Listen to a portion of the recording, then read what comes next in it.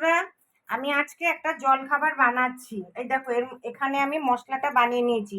Tomato আছে, পেঁয়াজ, কাঁচা লঙ্কা, ক্যাপসিকাম, ধনেপাতা আর একটু মশলা দিয়ে রেডি করে নিয়েছি, নুন মাখিয়ে রেখেছি। হ্যাঁ, আর এখানে আমি ফ্রাইং প্যান বসিয়ে দিয়েছি, একটু তেল দেব। আর এখানে আমি রুটিটা বানাচ্ছি। হ্যাঁ, সাদা তেল দিয়ে রুটিটা বানাচ্ছি। দেখো সাদা তেল দেবো, দাঁড়াও রুটিটা বেলে নিই। দেখো রুটিটা একটু বেলে নিচ্ছি, সাদা তিল এর মধ্যে দিয়ে দিচ্ছি। দেখো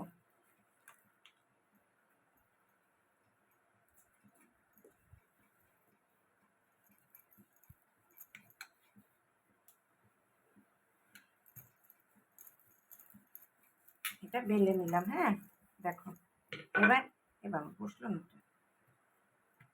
বসবে না।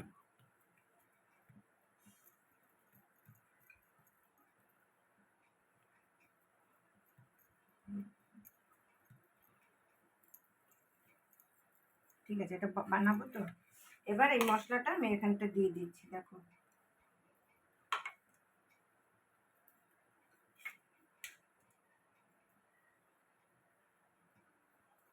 দিয়ে একটু আটা দিয়ে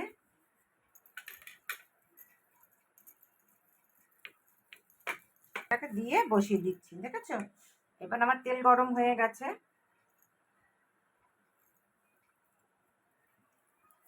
এই যে দেখো, এভাবে এটা হতে থাক। হ্যাঁ, তোমরা দেখতে থাকো। আবার আরেকটা বেলে নেই।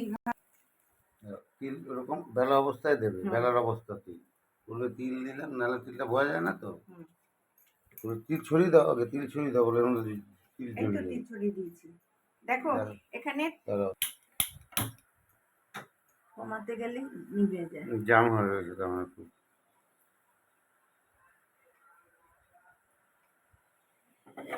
ডিম রুটির মধ্যে যদি ডিম দিতে, কাঁচা ডিম আটা মাখাটার মধ্যে ভালো হতো। ডিম দেবো না, ডিম ছাড়া করবো।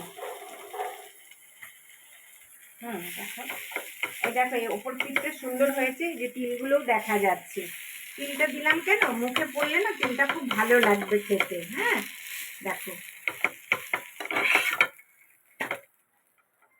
একটু হবে, আবার নিভে যাচ্ছে নাকি।